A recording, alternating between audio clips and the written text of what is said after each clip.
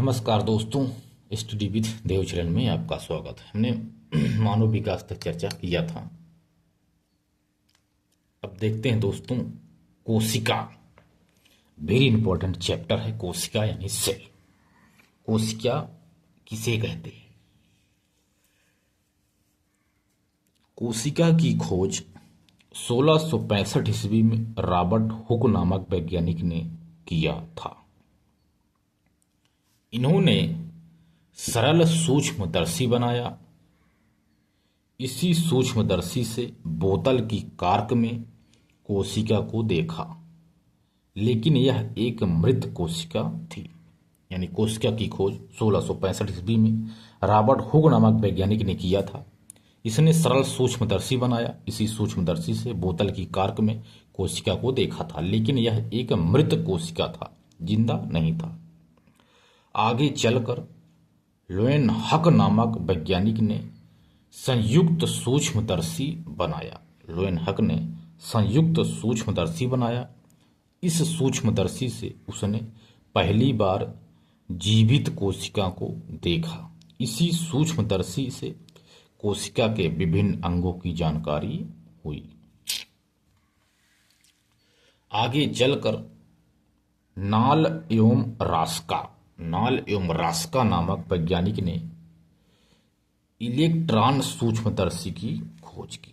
आगे चलकर नाल एवं रास्का नामक वैज्ञानिकों ने इलेक्ट्रॉन सूक्ष्मदर्शी की खोज की। स्लाइडेन एवं स्वान नामक वैज्ञानिकों ने कोशिका सिद्धांत का प्रतिपादन किया। कोशिका सिद्धांत का प्रतिपादन स्लाइडेन एवं स्वान ने किया।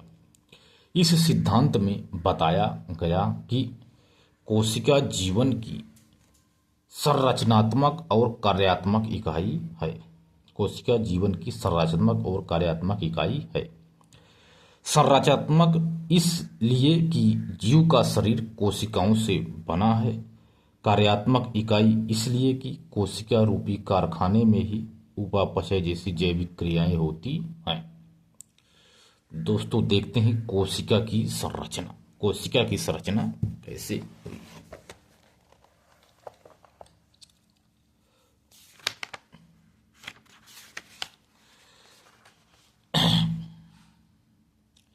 ये दोस्तों समझ लीजिए, एक है कोशिका। इसकी संरचना देख, कोशिका यही है शरीर की एक कोशिका को आप बना लीजिए चित्र।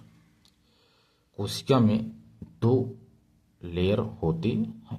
आप दो लेयर बना लीजिए है कोशिका। कोशिका के अंदर विभिन्न तत्व पाए जाते हैं।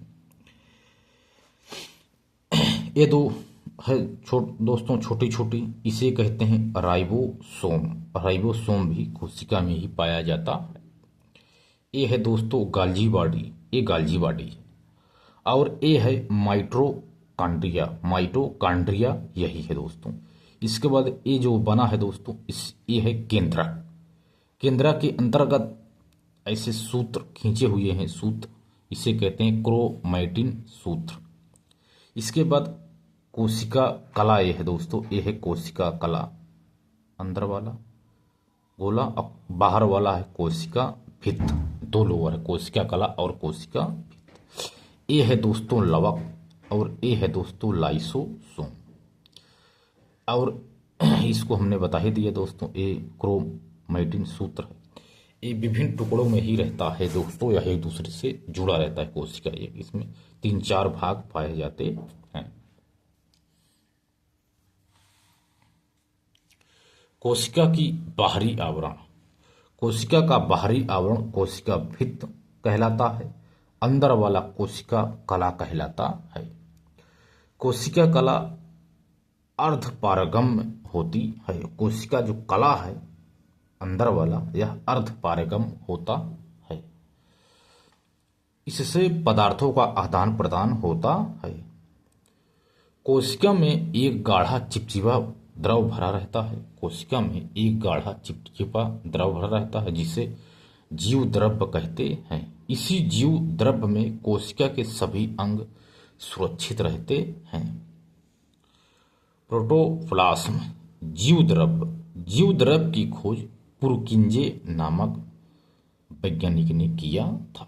जीवद्रव्य की खोज पुरकिंजे नामक वैज्ञानिक ने किया था। किया। अब देखते हैं दोस्तों जीव द्रव्य के भाग। जीव द्रव्य के दो भाग हैं, कोशिका द्रव्य और केंद्रक द्रव्य। दो भाग हैं, कोशिका द्रव्य और केंद्रक द्रव्य। तो सबसे पहले हम कोशिका द्रव्य पे ही चर्चा करेंगे, ये जीव द्रव्य के ही भाग हैं। आइए देखते हैं दोस्तों कोशिका द्रव्य।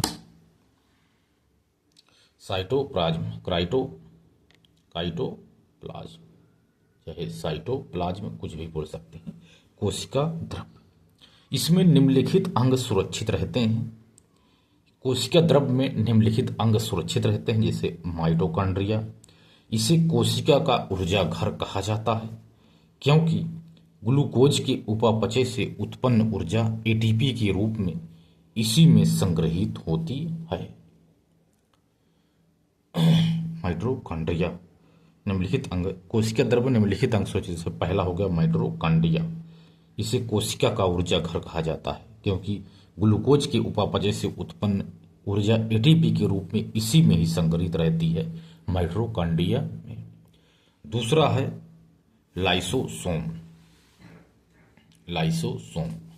यह पाचन के लिए जिम्मेदार होता है। लाइसोसोम पाचन के लिए जिम्मेदार होता है, खुद फटकर पदार्थों का पाचन करता है, इसलिए इसे आत्महत्या की थैली या कोशिका का एटम बम कहा जाता है। लाइसोसोम को आत्महत्या की थैली, कोशिका का एटम बम कहा जाता है। तीसरा है गाल्जी बॉडी। यह उंगली के समान रचना होती है, इसे कोशिका का ट्रांसपोर्ट मैनेजर कहा जाता है।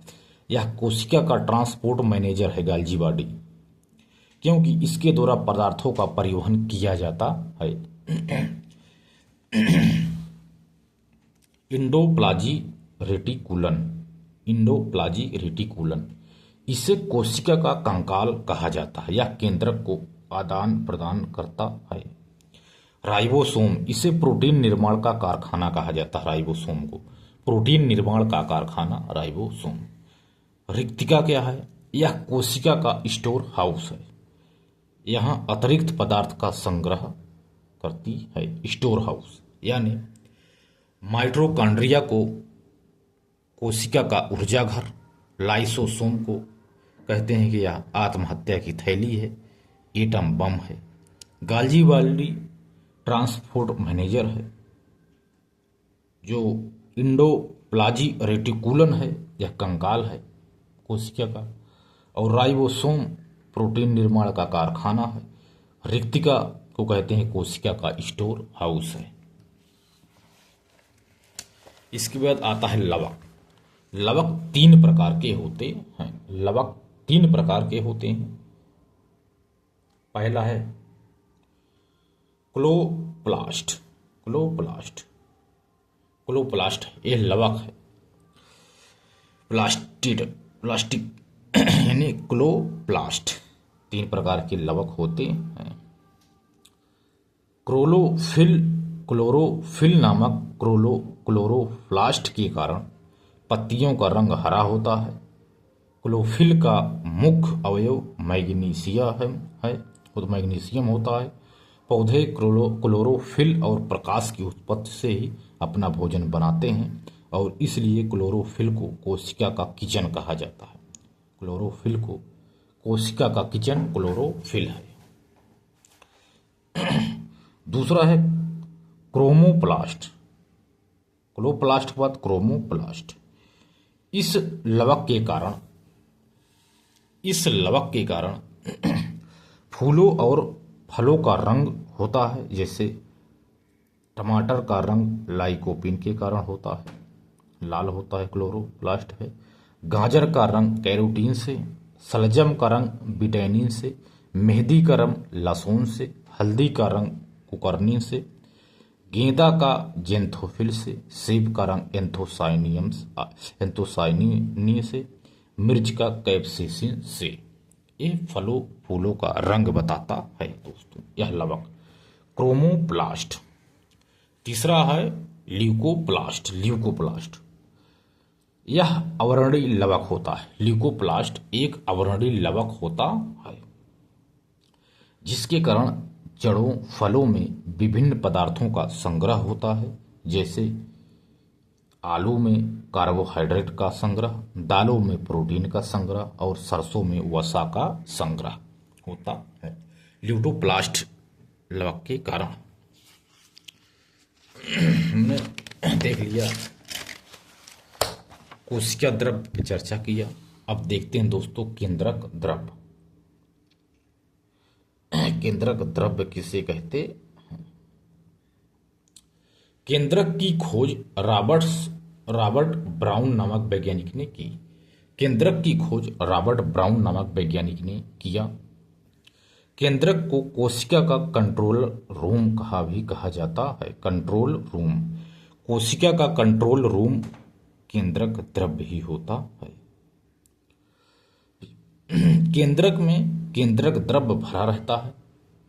इसी केंद्रक द्रव्य में तमाम धागे जैसी रचनाएं पाई जाती हैं। इन्हीं रचनाओं को क्रोमैटिन सूत्र भी कहा जाता है।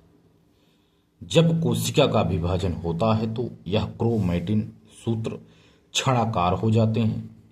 इन्हें क्षणाकार क्रोमैटिन सूत्रों को गुणसूत्र कहा जाता है।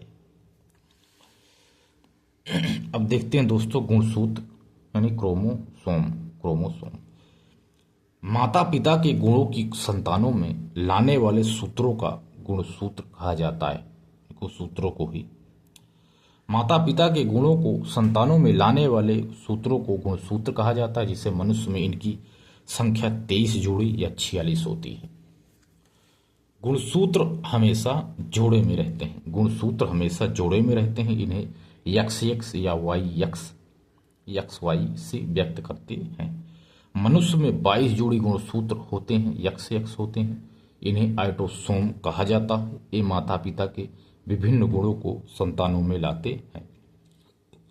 23वां जोड़ा XY होता है। इसे लिंग निर्धारण गुणसूत्र कहा जाता है। यही तय करता है कि संतान लड़का होगा या लड़की। यानी क्रोमोसोम दो प्रकार का होता है, ऑटोसोम, सेक्स क्रोमोसोम। ऑटोसोम 1 से 22 जोड़ी तक होता है, XX। सेक्स क्रोमोसोम यह 23वां जोड़ा होता है, XY। तो अगली वीडियो में दोस्तों हम यही चर्चा करेंगे गुणसूत्र के बारे में, लिंग निर्धारण के बारे में। तो दोस्तों मिलते हैं और बेहतरीन क्लास में, तब तक के लिए धन्यवाद।